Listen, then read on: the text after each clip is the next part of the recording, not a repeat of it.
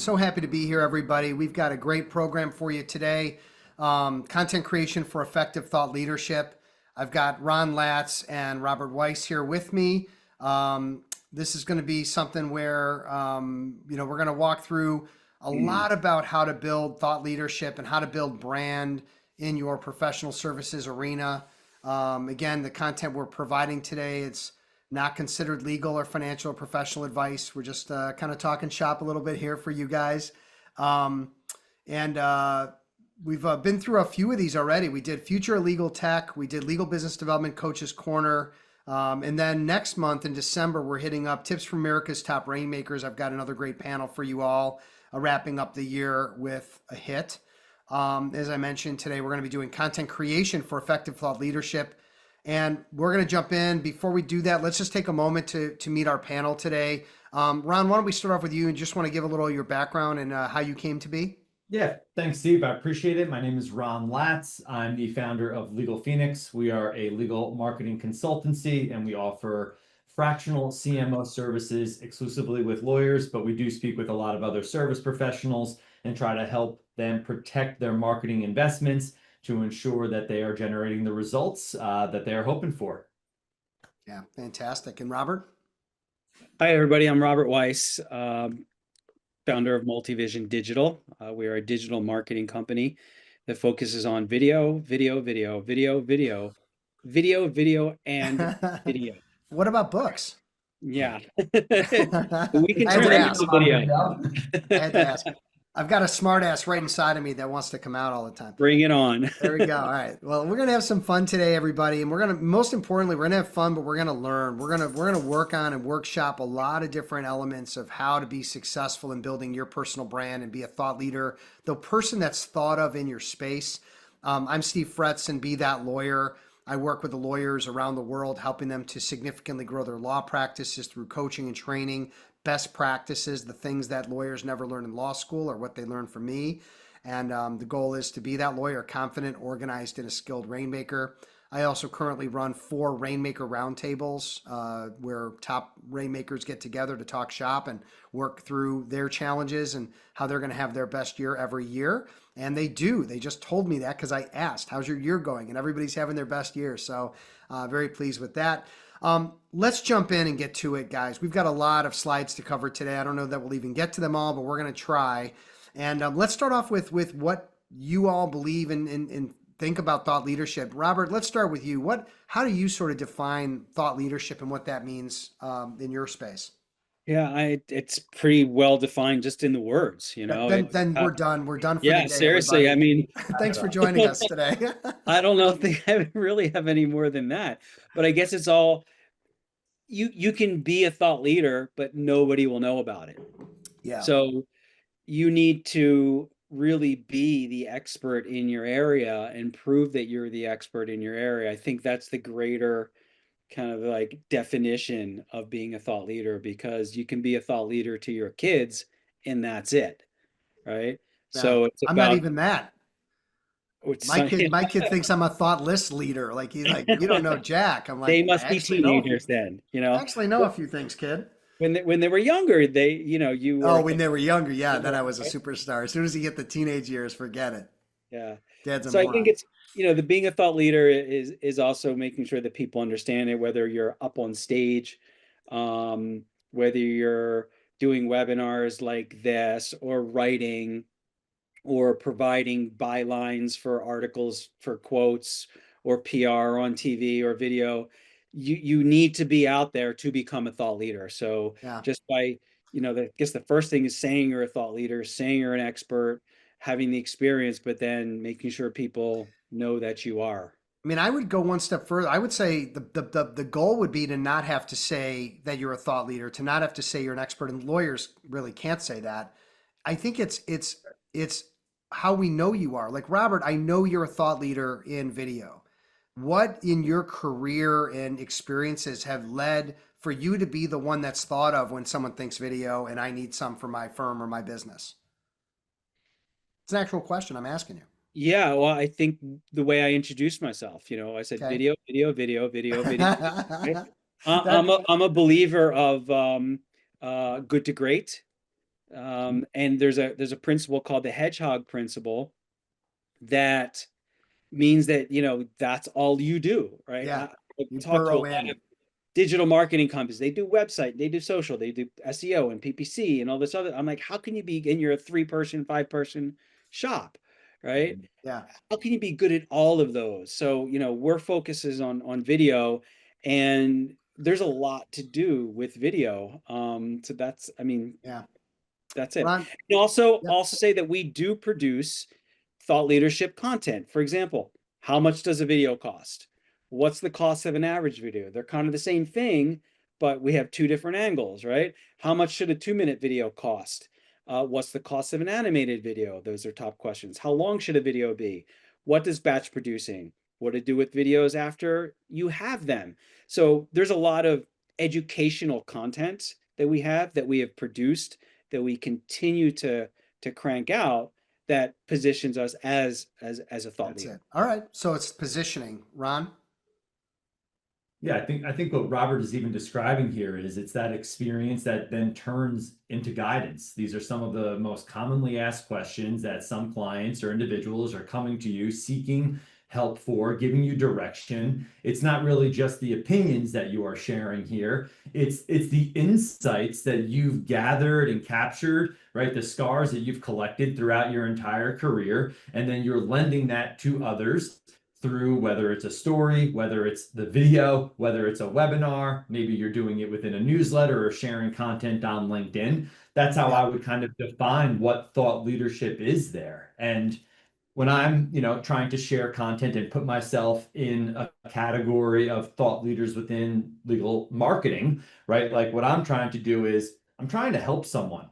I'm trying to give them and arm them with enough information to help them navigate through maybe a challenging time, understand how they can protect their investments, or even figure out how to, trudge through the complex vendor landscape that is SEO, paid search, video, and all these other providers out there. So I've Yeah. got, primary content pillars that I share quite frequently so that when someone does think about, hey, who is the guy that is helping me manage all these pieces, the people, the process, the tech that's related to marketing, I want them to think Legal Phoenix and Ron Latz. And sometimes that requires like saying the things that people don't always say out loud. It's not necessarily a polarizing perspective, but if you're saying the same thing that, all the other options and the shops are out there, you're not really going to differentiate yourself. Yeah. So I try to toe that delicate balance so that people can remember me.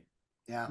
I have a personal story that I'd like to share. I'll be as brief as I can, but in 1996 I was involved in a small plane crash in Crystal Lake, Illinois, and one of the side effects of that, outside of not dying, is that I was a human pretzel for a while, and in fact I broke both of my arms, so I had no use of my arms. And I remember very clearly my father, Larry the lawyer, the late great Larry the lawyer, my dad, pushing a phone up to my ear, and he said, "Talk to Bob, he's your attorney." And anyone in Chicago, if I told that, just that piece of the story and nothing else, they would know immediately who Bob was. It's Bob Clifford. Well, why Bob Clifford? Well, nobody is a thought leader and nobody knows aviation law and personal injury better, maybe in the country, than Bob Clifford, right? He's involved in all the major plane crashes. So why did my dad put that guy on the phone, and why did he not call 5 lawyers to get quotes or any of that stuff? He didn't have to. So the definition of thought leader is who you're thinking of that is the one person that you believe is going to help solve your problem. And you're either a thought leader or you're in the rearview mirror and nobody's calling you for that particular purpose. So what I want to dive into and really get into the weeds in today is how do professionals become thought leaders so that they can be Bob, or they can be a Ron Latz or a Rob or Steve Fretzen or whatever it might be. And let's go back to the beginning. Where's the best place to start in becoming a thought leader? You've got someone listening that goes, look, I'm not on social, I'm not doing video, I'm not doing, any of this stuff, and I need to start somewhere. Ron, where would you angle that professional? Forget about the company for now. Mhm. Like, let's just think about an individual person within a company that needs to build their own brand. Yeah, I mean, I'm going to start where I believe that either my ideal client or my audience is spending most of their time, and on a platform or a medium in which I'm comfortable, right? For me, that is LinkedIn. For others, it's a podcast. Maybe it's the webinar, or you're doing, face-to-face networking and speaking in front of a larger group of people in person. But if you're not comfortable with where you are sharing your message, right, especially on social, with maybe some of the vitriol that you will find on YouTube or TikTok comments, don't try to spend your time there. Yeah. Right? I would focus where your audience is investing their time and their attention, so that at least if your message does hit, it will resonate and hopefully produce the outcome of positioning you in a way that does appear to be a thought leader. Yeah. A little bit more tactical, I would say, is to start with the problem that you are solving.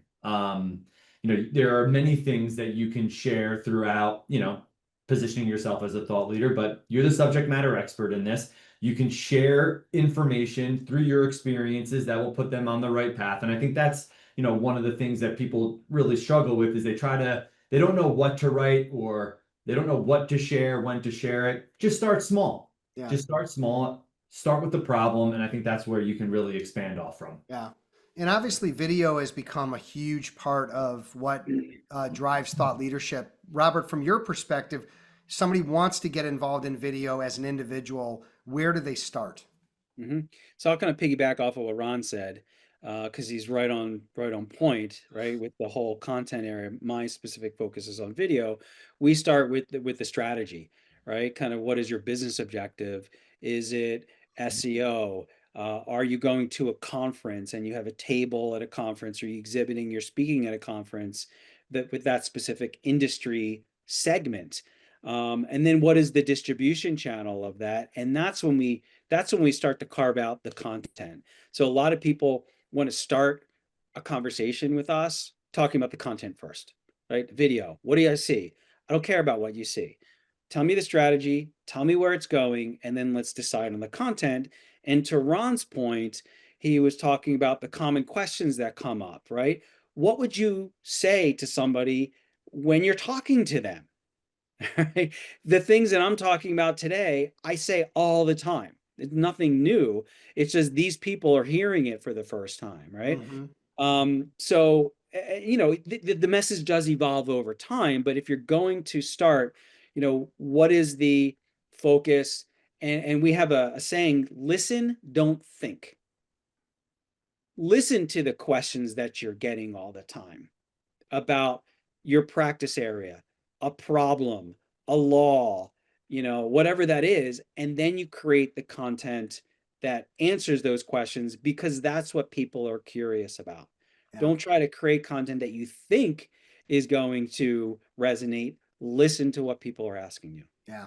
I love that. I love what both of you said. And I'm going to just add on to it and say, it also has to do with, who you want to work with and who your audience is. Who do you believe your audience is? So I'm not working with law firms. I'm working with individual lawyers.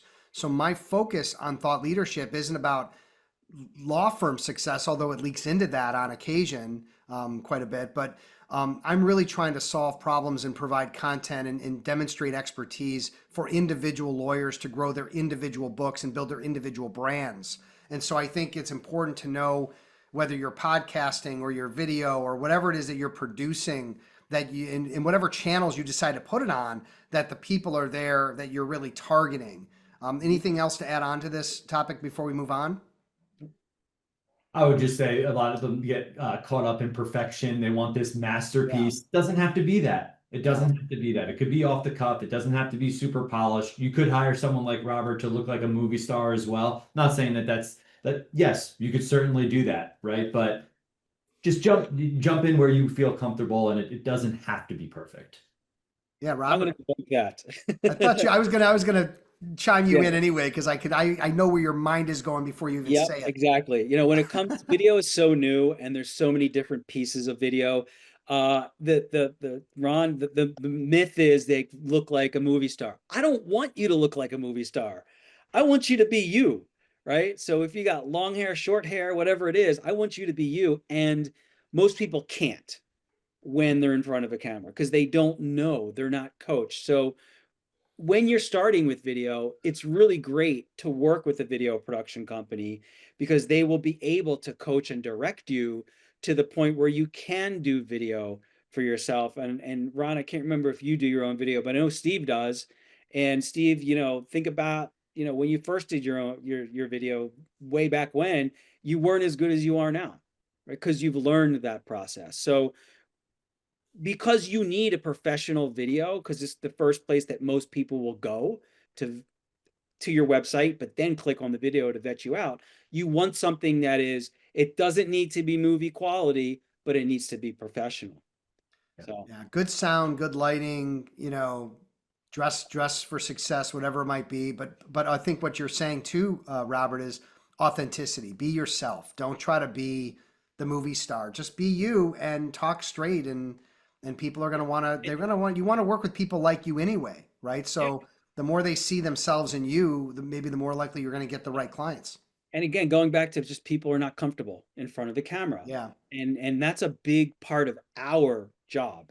right. It's not the cameras, it's not the editing, it's making sure people trust the process, that they look good, they sound good, and they're happy with the edits. And that gives them confidence to do video again, and again. Yeah, fantastic. Well, let's talk about mistakes. We love talking about people's mistakes. It's fun to do. What are the biggest mistakes professionals make when trying to position themselves as thought leaders? I think we've already kind of, without even trying to, we have already brought up a few, right? Trying to be perfect and all that. But Ron, what's your take on what you're seeing, lawyers and accountants and professionals that are making an effort to do this thing that they believe they have to do, and maybe they should, but they're missing the mark.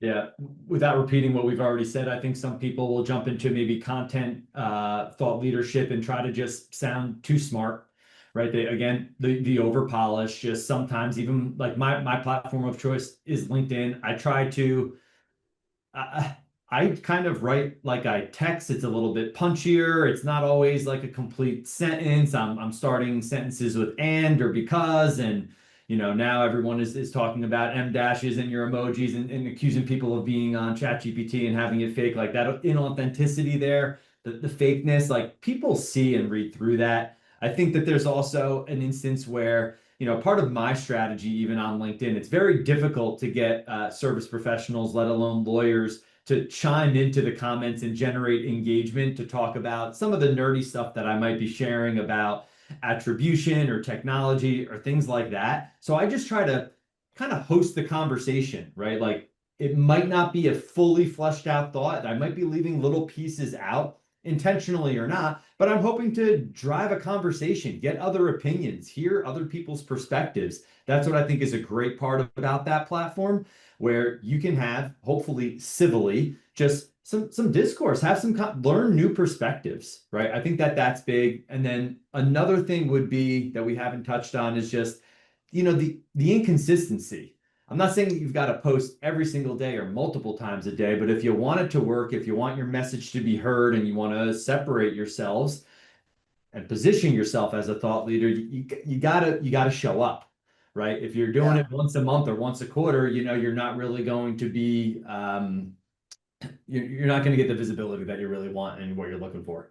Yeah, part of that is what we call random acts of marketing, right? So like here, I'm posting here today. Tomorrow I'm doing one video. The next day I'm writing an article. Or next month I'm doing articles. So you might be doing something, but but it's all over the place. You're not targeting an audience. You're not consistent. You're not finding, your rhythm, because you're just like opportunistic, and just like you see something and you do it, or you get an idea and you do it, but you're not kind of staying in the ground with your strategy. To Robert's point earlier, utilizing and working off the strategy. Robert? Yep. No, I'm asking you, what are the biggest mistakes? Yeah, I know. You're up, as they say. Disagreeing with that. Okay. Without repeating anything, is I think not having a marketing plan, kind of little piggyback off of what you were saying, thinking that they do a video and they put it on YouTube, or the first thing I hear is social. Oh, we want a video for social. I'm like, oh, shoot me, right? That's the worst distribution channel for video, unless you're going to pay to get your video in front of people, right? So can you explain that for a second, though? I think people need to hear this. Sure. let me finish my thought. Having a plan to take that video and leverage it across the different distribution channels that you have. And if it's an industry focus, then going out to an association. We work with a firm that we do a lot of bankruptcy videos for their partners, and they have a relationship now with this bankruptcy blah blah blah association that they give the videos to because they're thought leadership, educational type of videos. So what I was saying before about paying, like Ron, he was saying that he does his LinkedIn is his main distribution, like for social standpoint. And probably most people here, LinkedIn is the main place that we want to be as professionals for creating content and distributing content. Well, the feeds, like I'm connected to Ron, and Ron, I'm sitting here thinking I've never seen your stuff before because the algorithms don't let me see your stuff. But if I paid a post to say, give me all of the, legal marketing people within a specific geographic area, then I could target Ron. But I'm paying to get that into the eyes of your target audience. And it is one of the biggest stones, like that's not turned over uh, by most professional organizations because you can target. And one of the case studies that I have with that same law firm, we for another practice area, which is their cybersecurity area, they did 3 videos for LinkedIn around this JSON hack. This was probably about 2.5, 3 years ago. 17 minutes, 12 minutes, and 11 minutes. These videos were. And they told me it's for LinkedIn. I'm thinking to myself, oh my gosh, this is going to be the worst money spent ever. They loved it because they paid for these 3 videos to target CIOs, directors of technologies. Like most people here would never see that. Within 3 weeks, 2,500 hours of watch time. Mm. They had their partners in front of their target audience. It was super successful. And I didn't know that they were going to pay for it at the time. I thought they were just going to post it. Mm-hmm. But after that, I learned, I'm like, wow, Yeah, amazing. that I is do cool. think that is a great way to leveraging that type of content via paid distribution to get in front of your audience, especially on a platform like LinkedIn, where you've got tremendous targeting capability Yep. by company size, revenue, job title, and position. Certainly. And to your point, on all of these platforms, Robert, it was with Facebook. It's going to happen with TikTok. It happened with Instagram. You're seeing it happen right now with LinkedIn because when you log in at the top of that post page, it now gives you the option to boost the post.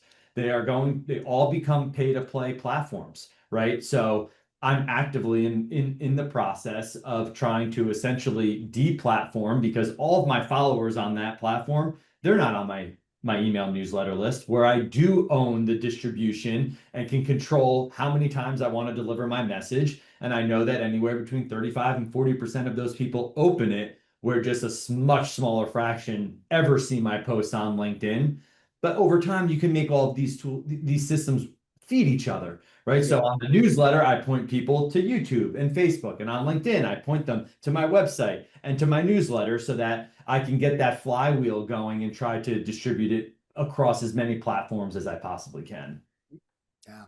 So many great takeaways there, guys, and ways to keep people back on track. So let's move to the positive and what distinguishes genuine thought leadership from the simple self-promotion in professional services. And I know in legal, there's a lot of, like top lawyer and best lawyer, and I'm the coolest lawyer and all these things that come out. And it seems like some people think that's what's going to set them apart, or that's what's going to put them up on a pedestal or be a thought leader, is because they're sharing these accolades. And there's some that are better than others, but regardless, I don't think you two would agree that that's really what is going to set them apart as thought leaders in their space.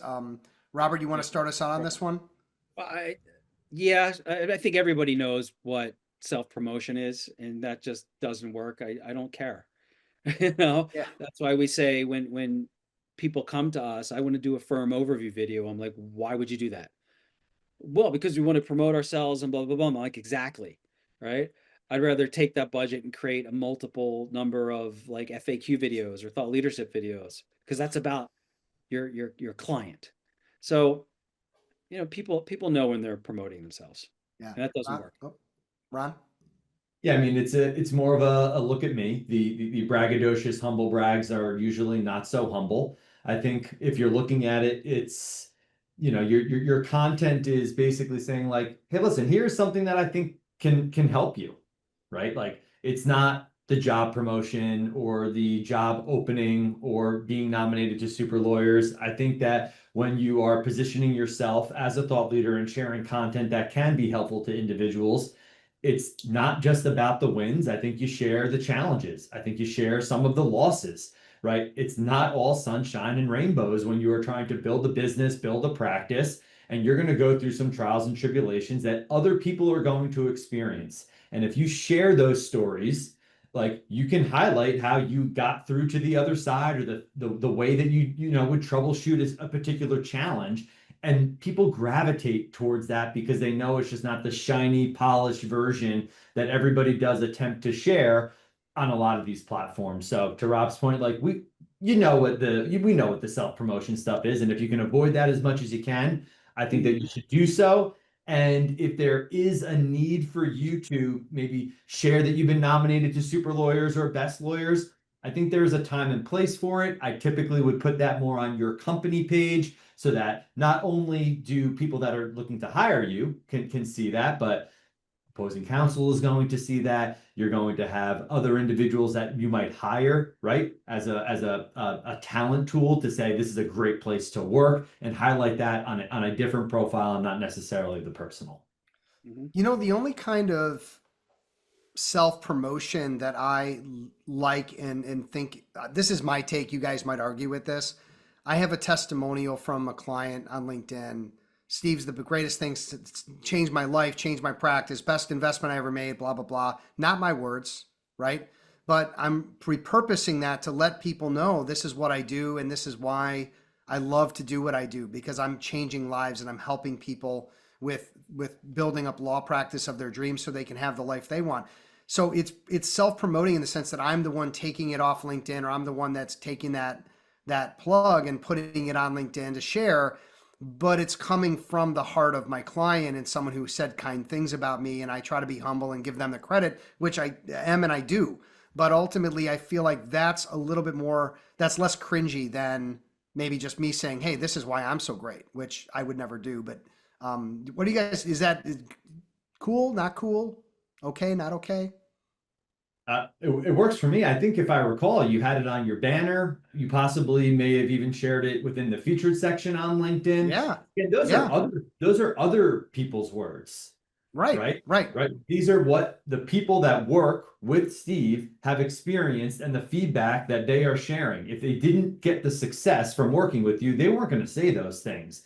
And I follow you on Steve. We've supported each other on LinkedIn and we comment on each other's posts when we've got some cool stuff to say. And I wouldn't say, when I see you in the feed, I don't think, here comes another Steve Humblebrag, right? A lot of times you're promoting other people, you're shining the light on other great people in the industry. And if you've got an event similar to this one, right? Like I don't think that you are drowning people out as they continue to scroll. I do think that when they want to look into you and then they go to your profile, which is all about you, it makes sense to have it in those places. But maybe some people disagree. Yeah. I mean, what video testimonial, Robert? Good? Yeah, of course. Yeah. We all need to self promote ourselves, right? And I think there's a mixture of we're talking about thought leadership and how to position yourselves, and once you position yourself to throw in there, hey, I won super lawyers, hey, I did this, hey, I have a customer client. I think that's okay, but not to have all of this braggadocious stuff Yeah. and none of Well, this. well, there's a reason why restaurants don't like give themselves stars, right? Like that there's a reason I mean, maybe they do, but they, legitimately they're getting, I read the stars and the recommendations of restaurants that I go to and shows I go to, whatever it might be, because that's sort of the environment we're in. But that's at no point do I think how, shameless self-promoting they are because it isn't coming from them. So I think I'm in line with that, but that's I appreciate your feedback on that as well. Let's move on to how can professionals identify their niche expertise and build authority around that? Like I started off with that story about the aviation PI attorney. Obviously, I'm in a niche. You're both, video, video, video, video. I mean, Robert, you couldn't be in more of a niche. So what's the benefit of that, and how does that help professionals to build that authority? Robert? Well, to answer to your question, I think every professional either knows what their niche is, and or if they're just starting out, they'll need to find it. And once you do that, kind of repeating some of the things that we've said already, right? Identify what people are asking you. I mean, that's the way I've done it for me, and it's the way I coach my clients. Of what are you hearing when you go to a show, when you go to a conference, right? Somebody comes up to your table. Oh, tell me about your area. You say blah, blah, blah, blah, blah. And ultimately they're going to have a question. That means that they don't understand something, or they're thinking about some type of, going through or into a sales process. Write that down. So it's about like listening. And there's so many ways to listen today, not just in person. You've got the LLMs that you can ask questions, Google you can ask questions. There's platforms out there that you can literally ask questions to and say, what does my target audience care about? What's topical? What's evergreen? What are some common questions? And you're going to get like too long of a list. Yeah. Ron? The way that I try to look at it, and I don't want to repeat anything that's already said, but it's explaining the things that you're tired of explaining. You might have heard the concept of like you might have some primary content pillars, right? That you draw upon the well and talk about these 5 or 6 specific things over and over and over again. I can tell you, as I've already shared, my platform of choice for the past 4.5, 5 years has been LinkedIn. I've kind of been saying this same thing over and over and over, just many, many different ways. And I'll give you an example that I think can apply very much outside of legal. I try to help lawyers protect their marketing investments. And one of the things that they sometimes get swindled into is relinquishing administrative access and control to their tools and their systems, their websites, their call tracking software, their Google Ads platforms, things that really hamper and restrict their ability to untether from an agency. I share a post about how they should maintain that access and control on all those systems at least on a quarterly basis. I've been saying it for 5 years. There are other people in the industry that try to protect individuals from going to an agency that is going to hold them hostage. Steve, there's still people, there's still firms that come to me and say, I'm locked out. I thought I owned my website. I no longer have these tracking phone numbers, right? So like before you get into bed with an agency, like that's one of the ways that I try to help firms so that they know like my philosophy, my approach to make sure that their best interests are protected. There are people in the industry that I'm sure that are very close knit in the legal marketing community that are like, oh God, Ron, with another one of these posts, like we get it. But guess what? There's so many other people out there that have not heard that message before. So I just keep shouting it from the rooftops. And now people know like, oh, Ron's one of those guys that is going to try to protect your best interests here and make sure that you don't give up control to something. Yeah. And there's other things that I say that I feel like I say over and over, and I'm tired of saying it, but it's like it's part one of my content pillars, and it's one of the things that I do get, as you can tell, I get a little passionate about it. We do see that. As you guys might have heard, the riches are in the niches, and so I started out as a generalist. I worked in over 50 industries as a sales trainer for companies and individuals. I had a carpet cleaner. I had a Caribbean medical school. I had all these different things, and it was great. I loved it. When you realize that you have a group of individuals, a particular industry, or that you are especially helpful towards, in this case for me, it was lawyers, legal. That over time, if you start to build out, business in a particular group, like the legal profession, it could be accounting, could be dentistry, whatever. It might be time to lean in, right? Like, I don't think it has to be a decision you make day one and you go into it, but if you can figure out that what you provide is super helpful to a particular community that has a great need, and you can niche down. So I'm working with legal now. I'm working only with individual lawyers. And it just, and then once you do that, the question I would put out there is, what's the best platform? So I've written books, I've got articles, I've got all this content, right? Video too, Robert, that I've put out there. Nothing has paid bigger dividends, and I tracked my business from this year so far. Over 50% of my business is coming from my podcast.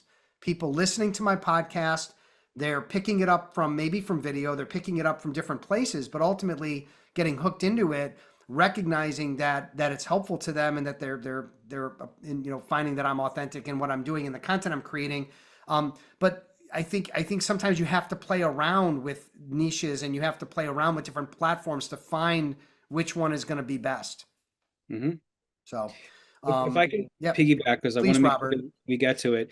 I wouldn't say this is a problem, but more of an area of opportunity and suggestion. And I don't see a lot of people doing this. And going back to Ron's pillars, he's reusing that all the time. We do the same. So don't think that because you've posted it on social, you can't reuse that in 6, 9 months, a year and a half. And as your content library grows, it's just going to grow, and you're going to have a longer churn between somebody seeing that. And you know what? If like that small percentage of somebody sees that again and remembers it, great. Yeah. Probably won't happen. You thank them. Right. You thank them for reading every single one of your posts. Exactly. To recognize, oh, this was repurposed. Yeah. So I wouldn't say it's a problem, but something that, whoever listening, start building your library and reuse that content.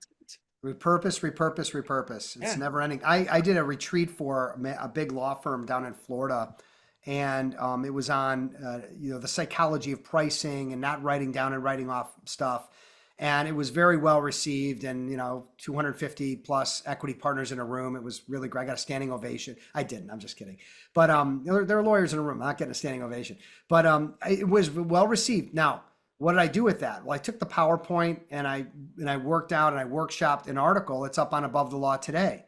So I've got an article in the big law section about the psychology of pricing and everything. So what can we take that we're creating, and then video, audio, written, like whatever it is, social media, how are we going to put it out there?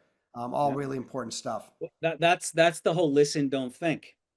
Listen, right? Don't think. Yeah. Because you created that presentation based upon feedback of what you needed to present, right? Yep. And even today's webinar, we're talking about stuff. If I get the transcript from that, I might write a blog post, or I might take a couple concepts, and because you're asking the questions and Ron's saying things that I'm now saying probably for the first time. Yeah. And that's meaningful content going forward. It's highly likely. And this happened with one of the last programs we did through Financial Poise. Was they created the transcript and the article around what we spoke about on this panel. And that was actually published on the National Law Review, I think like yesterday or the day before. So they're doing, the Financial Poise and National Law Review, like they're doing what we're talking about, which is kind of smart, right? I started off this program a little bit with you two, telling a little bit of a story that helps to understand and explain thought leadership from my own perspective of how it needs to be taken in. From your perspectives, and we'll start with Ron on this, what role does storytelling play in establishing the credibility and trust with an audience that you're trying to get in front of, or that you are in front of? Yeah, I think it plays a very important role. The story is typically what is going to stick. Very, very quick example, a story, if you will, here. I talk about how important it is to ensure that intake is completely a well-oiled machine, because if a firm is going to come to us and invest aggressively into marketing, we can't drop the ball on the 1-yard line and have intake mess it up. Yeah. I worked with a firm about a decade ago in which that is the message. And I worked with a firm about a decade ago, and this is how I kind of tell firms how important it is. There was an intake specialist that was taking phone calls. It was a 12-attorney firm, 4 managing partners, 8 associates. The prospect calls and asks to speak with a partner. And intake took that very literally. None of the partners were available. All the associates could have taken the call, but the woman, she really felt like this prospect was distraught, wanted to help, genuinely wanted to help, and told this prospect, Well, if you go to Google, you could find and search for divorce lawyers in this geo, you'll find a whole bunch of other family lawyers. And she really thought that she was helping this individual. So again, we were very focused on intake. We're listening to the call recording, and we find out that this woman, for better or worse, maybe it was great for the prospect. They found someone that could help them, but it was pretty poor for the firm because they paid to generate this lead and they could not convert it, right? So I tell that story as a way to articulate the message. If you're not auditing intake, if you're not listening to your call recordings, right? Maybe you should pump the brakes on throwing 30, 40, $50,000 at ads every single, right? But that's what stick. They remember that story. Not if I just go and post and say, listen to your call recordings, everybody. Just trust me, you should do it, right? So I think it plays a really important role. Yeah, I think without stories, without examples, without analogies, without those things, it's very difficult to create content. One of the things I love to do, and Rob, I'll hit you in a sec, is I go on a fishing trip with my son. Okay, we have a great experience, and there's something that hit me about fishing and how it relates to business development for lawyers, right? It could be go where the fish are, meaning, right, there's certain reefs on the lake that we need to hit, or it's the type of color jig or the type of jig that we're using. You need different types of bait to catch different kinds of fish. And that's what we need to do as it relates to marketing, right? Different marketing for different audiences and people. And so to take a example, something from my life, and put it into an article or put it into a video or put it into something that tells a story and then relates to other people's lives and how they are living and teaches them something, for example, I'm all about that. And I think it also drives out that authenticity that we're trying to get people to really feel like they could work with us and get to know us at a level that we're experts, but that also we're likable and we're like them. And that all happens through storytelling in a way, shape, or form. Robert? So I'm not gonna say anything more about storytelling. We've talked about it now. We've all been, three of us been telling stories this whole webinar. I'm gonna go the opposite way and say, from a video standpoint, not every video needs to be a story, right? Because sometimes people just want information. Yeah. So definitely there's a place and time, a lot of places and a lot of times for storytelling, but sometimes just give me the facts, right? Because that's what people are seeking. They want to know, what happens if I, from a divorce standpoint, caught my wife cheating or something like that, or what happens if I file for bankruptcy.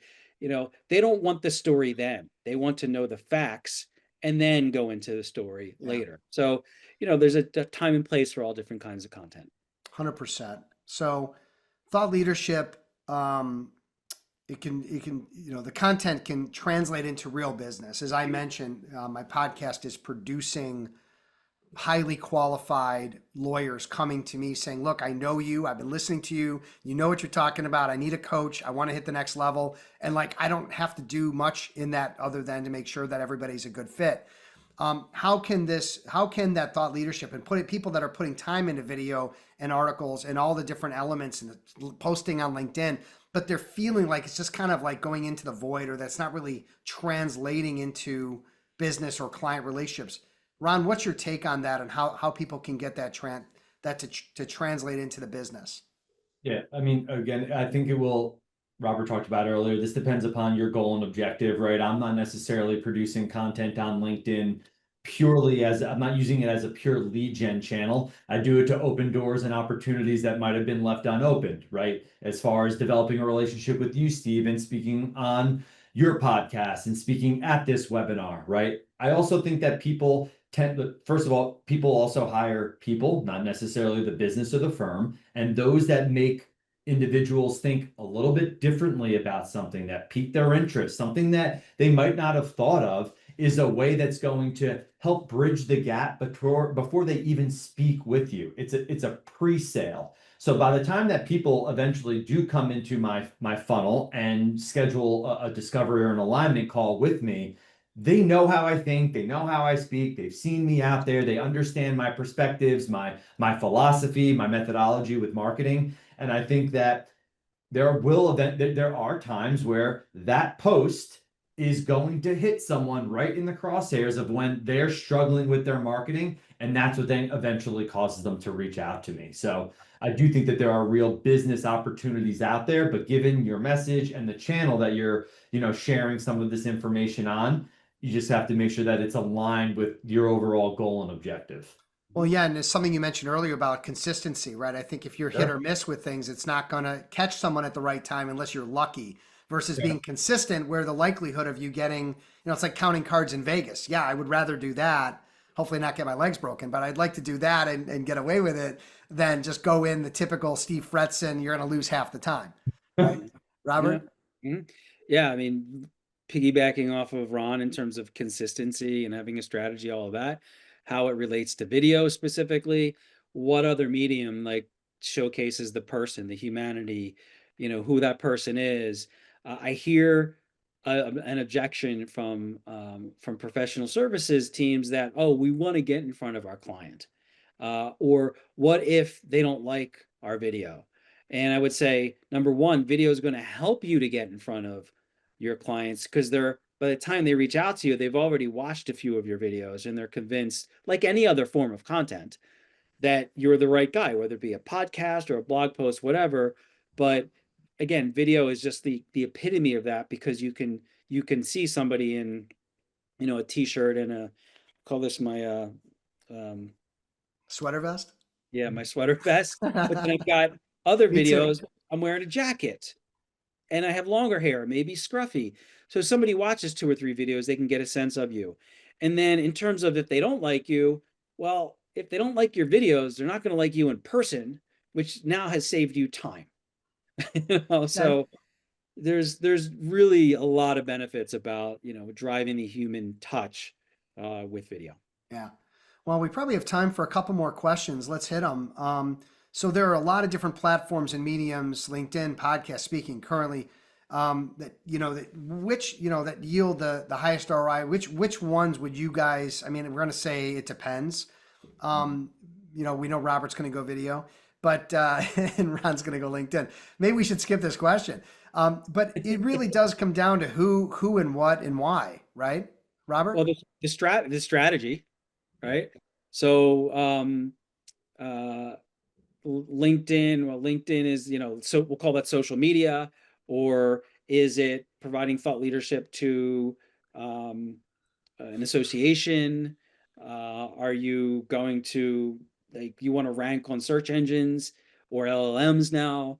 So those are your strategies, and then kind of what are the distribution channels and how you create the content. So Yeah. obviously for me, it's always video, but we have something called a video first marketing strategy, which is what you were alluding to before about the financial poise um, organization, taking the last webinar and like creating content around that.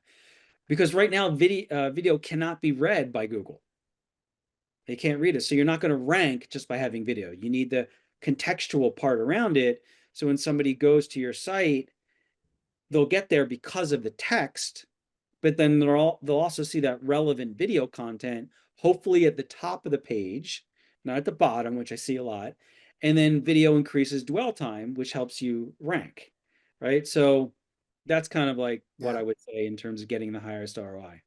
Ron, what I love about your business is that you're super agnostic to what someone's market. You don't have a preconceived idea of what their marketing should be or how they should, how they should go about it. You really work from the bottom up to help them curate the best strategy for them. So how do you play this out? Yeah, I mean, as far as our clients, it really is going to depend upon what their goals are, what their growth aspirations are, the competitive market, like how capitalized, like what are we going to be investing? I would say personally, as we already hit, I use LinkedIn for trust building. It's marketing 101, know, like, and trust. I leverage newsletter for own distribution so I can control the message. And then I leverage and host monthly webinars where it's a lot deeper analysis, where I'm then shining the light on other individuals that are subject matter experts like yourself when we're talking about topics about business development and sales. Still one of the most watched and highly ranked webinars we've done, Steve. So thanks Yeah. again for that. Awesome. Good to hear. All right, guys, I think one or two more. Here we go. How do you balance sharing valuable insights publicly with protecting the proprietary knowledge or client confidentiality? And I just want to take a moment, like my dad, when I wrote my first book called Sales Free Selling, and think he read it, but he commented very quickly, like, "What are you doing, man? You're giving away all your ideas. This is crazy." And I said, "Dad, didn't you buy a book on golfing?" And he's like, "Yeah." I'm like, "Are you a scratch golfer?" He's like, "Oh, okay. Point made."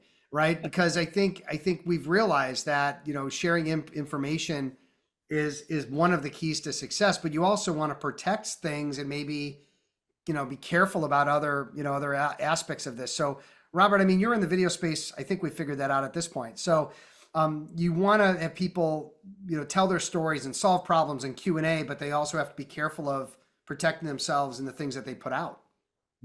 That's I'm gonna punt this one because that's more of a business decision, and like that's not really where we focus. We're assuming that they're not gonna cross those lines, and if Yep. they do, we're gonna catch that through our Okay. process. So like we're not gonna shoot and then post that. We Yeah. have an editing process that they'll catch that, and then we'll just cut that. Yeah. Ron, quick answer on this because you're in the legal space, and then we'll move on to the next question. I don't think this one needs a ton of time. It's a balance. You could talk about more principles. You're obviously not going to share any private client data. Try to share like the what and the why. You can, legally it's difficult to share like the how and what is actually getting done behind the scenes. You're not going to bleed into, the legal strategy because every client's case is going to be, very unique and different. Yeah. Just you could keep the confidential stuff confidential. You could share a story by changing the name, changing the state. You can change little things so that you're not exposing anyone and having too much risk for liability there. Yeah, I think some verdicts and things like that are public, and I think with permission of the client, right? They're great. If you want, again, a great success story, just got my client $1 million, right? And the client agrees to that, and it's all like legit, above board, legal, ethically, and all that. Yeah, go for it. I think those are great wins to share, and get a little self pat on the back ish, but that's okay. This is interesting. I had Stacy Brown Randall speak to some of my roundtable groups about referrals. She's sort of an expert in the referral space, and she's a competitor of mine. Like she's working with lawyers, I'm working with lawyers. But I had her on to meet my clients and like put her front and center. How do you guys think about collaborations with peers and competitors? Does it amplify the leadership rather than dilute it, Ron? I think that, good, smart partners really just they sharpen our thinking. They help us look at things in a different perspective. They can help expose or uncover some blind spots or just a way of thinking that, we're so busy doing it our way every single day. When you hear how someone else approaches it, it might be a little bit of a unique take, right? Unique perspective. I think that helps, everyone be better, as well as there's enough business out there for everybody. And I think, you find those that are collaborating tend to be at the top, and the ones that are trying to tear others down and try to keep it all for themselves, they might just not be able to expand or grow or scale as quickly as they had hoped. Yeah. Yeah. Yep. Robert? Yeah. Totally agree. It's all about how you approach it. I meet another video production company, and I said, unless we're going after the same client at the same time, we could potentially be collaborators. Yeah. Because maybe I just need an extra shooter, or I need a DP, maybe I need a skill set that they have, and maybe I've got 2 jobs or 3 jobs in a day, or I need to be in another city and I have another job. Like, to build that trust network of people that are in your industry. And the other thing is that, as Ron said, I think, if you live in an abundance mindset, there's so much business out there. Yeah. So be happy for your competitors Yeah. that are making money. And for us, for video, because video is so like kind of like building the market of video is building, the more people are talking about video, for us, it's better. Yeah. I had my father, as I mentioned, the late great Larry, the lawyer Fretson, on my podcast number 200. If you guys want to hear a really great interview, I loved it. He never really considered himself a thought leader, a business developer, or any of it. Turns out in the 30 minutes I had with him in this podcast, we pulled it out that he was doing a lot of the right things. One of them was really building a relationship with his adversaries. The lawyers that he'd meet in court, the lawyers that he'd go up against. they realized very quickly that they were up for a real challenge.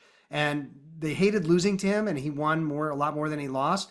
But I think what it did was it also solidified that if they had to give out business, if they had to give out something for a rate issue or for a conflict or anything, or just thought that Larry was a better fit, that he would be the go-to lawyer for them because they knew they would look good in doing that. So I feel like knowing the top marketers, the video guys, the top lawyer coaches that I can refer when someone isn't a great fit for me, but still needs help, that it really, all ships can rise if we allow them to.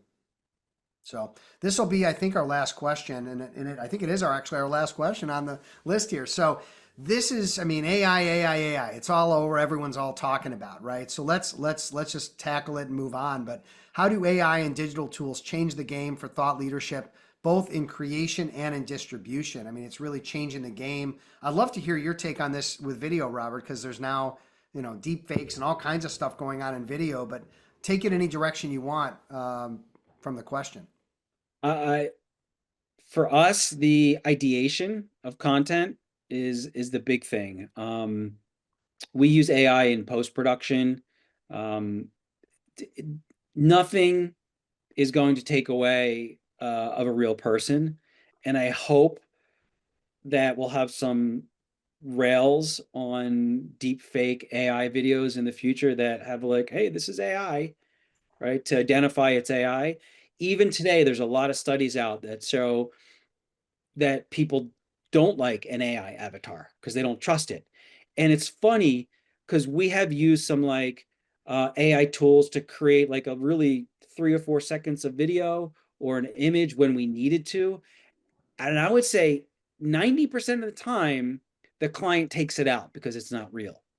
It's really interesting to us, yeah. Right?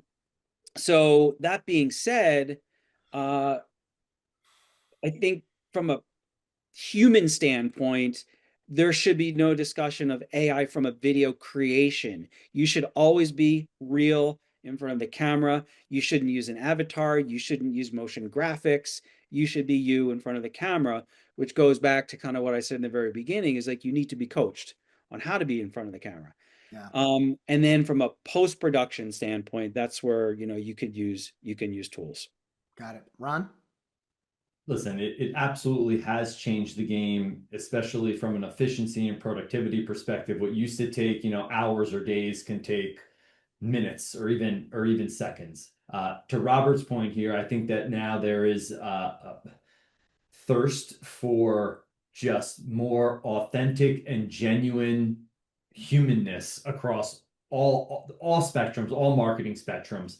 I also think that it does raise the floor because now anybody can just go into a tool and produce just tons and tons and tons of content that is essentially just everything that has been reiterated over and over again without any unique thought. So if you really want to, separate yourself, you're going to have to raise the floor because everyone is sharing stuff that's just a lot of, frankly, AI slop.